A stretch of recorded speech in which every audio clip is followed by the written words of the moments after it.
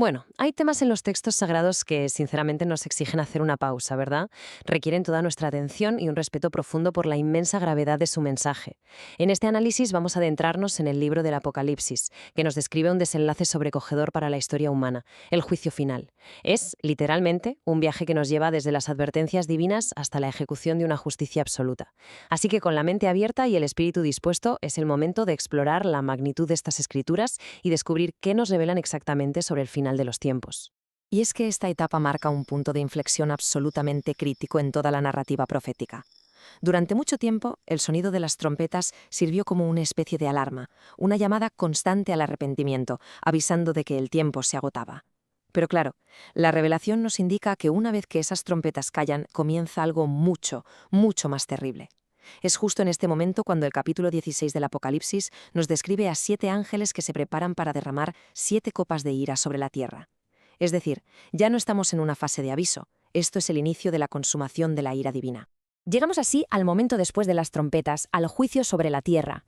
Para que nos hagamos una idea, este es el fin del periodo de gracia tal y como lo conocemos en este relato y el comienzo indiscutible del juicio físico. Apocalipsis capítulo 16, versículo 1, nos relata cómo una gran voz desde el templo ordena a los 7 ángeles: «Id y derramad sobre la tierra las 7 copas de la ira de Dios». Un mandato que representa una purificación ambiental severísima, golpeando directamente a la humanidad. Las advertencias se han acabado por completo. Lo que sigue es una respuesta directa sin ningún tipo de filtro a la rebelión, donde el entorno mismo se convierte en el instrumento de esta justicia. Hablamos de una sucesión rapidísima e ineludible de juicios físicos que azotan el planeta.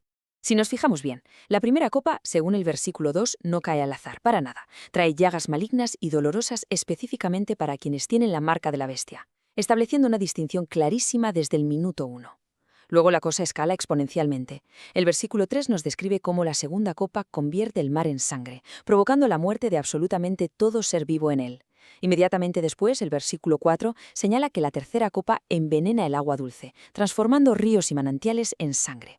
Y por si fuera poco, el versículo 8 detalla cómo la cuarta copa altera el clima planetario por completo, haciendo que el sol queme a la humanidad con fuego. Es todo el ecosistema volviéndose en contra de los impíos, destruyendo océanos, el agua potable y nuestro refugio natural.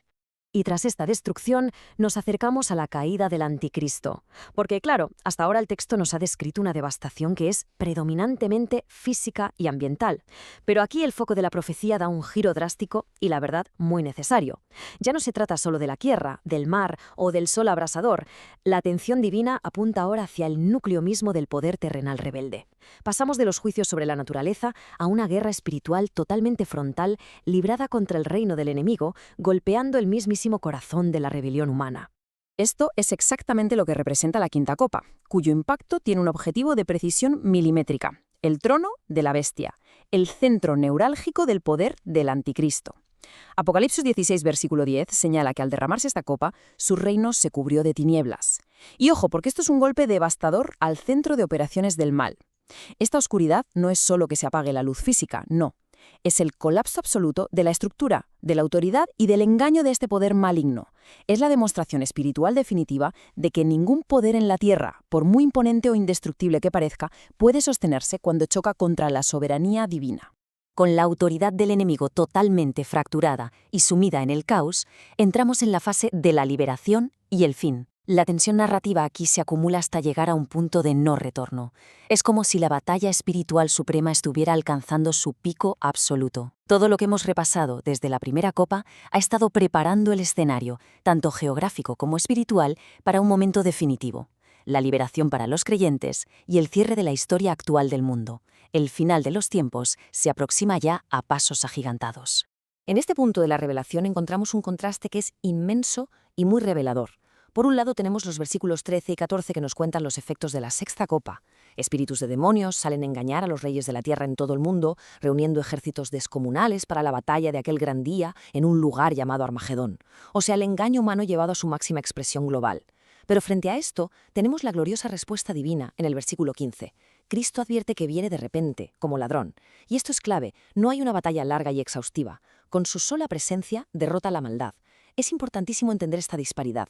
Mientras el mal necesita maquinaciones, reunir grandes ejércitos y engañar, el poder divino triunfa de manera instantánea y sin el más mínimo esfuerzo. Y entonces finalmente llega la séptima y última copa. Apocalipsis 16, versículo 17, nos describe una gran voz desde el templo del cielo, desde el mismísimo trono, declarando con una rotundidad absoluta: hecho está. Este es el desenlace físico definitivo del mundo tal y como lo conocemos. Los eventos que siguen francamente son de una magnitud catastrófica insuperable. Hablamos de un temblor de tierra sin precedentes en toda la historia de la humanidad, la huida de toda isla, la desaparición de las montañas. Y recordemos que las montañas siempre han sido símbolos de permanencia y estabilidad. Además, enormes bloques de granizo caen desde el cielo sobre los hombres.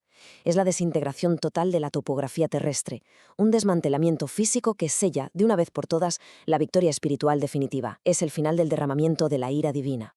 Llegamos así a la conclusión de que para quienes rechazan a Dios sencillamente no habrá salida. Tras repasar toda esta secuencia de devastación, engaño y triunfo final, nos topamos con una realidad inmensamente solemne. Este es el juicio definitivo para los impíos. El relato bíblico, llegados a esta etapa, no deja absolutamente ningún margen para la ambigüedad. Establece con total firmeza que quienes persisten en su rebelión y rechazan la gracia no encontrarán vía de escape. No habrá refugio en esas montañas que ya han desaparecido, ni ninguna protección bajo un cielo que no deja de arrojar juicio.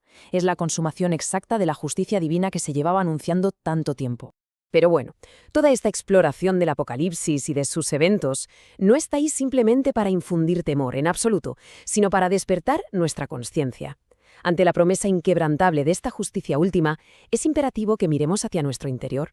Sabiendo que este juicio que describen las Escrituras es inevitable, la pregunta más importante que podemos hacernos no es exactamente cuándo van a pasar todas estas cosas, sino en qué estado espiritual nos van a encontrar cuando ocurran.